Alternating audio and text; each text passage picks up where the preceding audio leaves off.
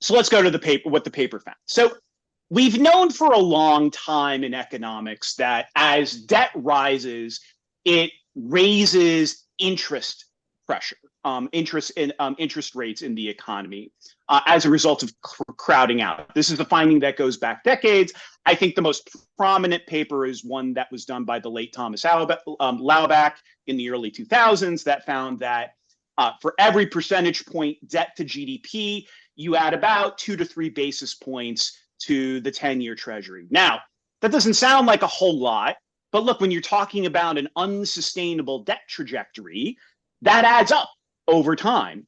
And that starts spilling over into all sorts of consumer products and the broader economy, things like mortgage rates, credit card rates, small business loans, and that crowding out must have an effect.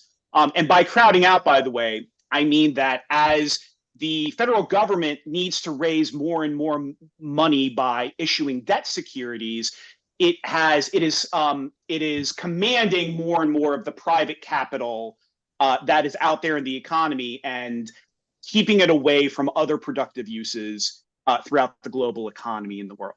The one thing that we have going for us as the United States is that there's a high demand for our debt because we're one of the largest economies in the world. Our debt is denominated in the world's reserve currency. Treasuries are a liquid security. But even given that, there is a finite amount of private capital in the world, right, to finance this. Okay, so that interest rate effect has always been there. And we started out this paper wanting to take that like standard finding in economics, that however many basis points to interest costs, and translating that into a way that households could understand it. Like, what does this mean for your mortgage?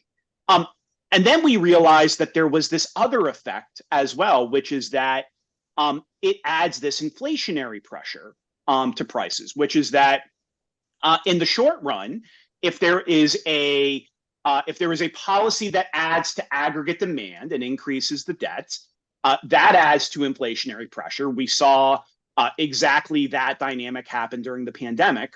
And then in the long run, if there is this crowding out, so if we are reducing private investment because public debt is going up, then our capital stock, our private capital stock is falling. The capacity of our economy is smaller. And so there is more inflationary pressure over the long run as well. So there should be more price pressure over the long run. Now, why do I keep saying price pressure? Because the reason I say price pressure and not inflation is because the X factor in all of this is that the United States has a central bank, the Federal Reserve, who, when they see price pressure in the economy, should react to it. And so when people come and they say, oh, debt is inflationary, yes, debt adds to inflationary pressure, but strictly speaking, that might not be what people actually see in the economy, because the Federal Reserve will step in and tighten monetary policy. They will raise interest rates. But what we say in the paper is that doesn't get you out of the trade-off, because then even if the Federal Reserve does that, you still have a cost of living increase. You just have a cost of living increase through the interest rate mechanism rather than through the price pressure mechanism. And we're right back to that classic finding in economics, which is that debt increases interest costs.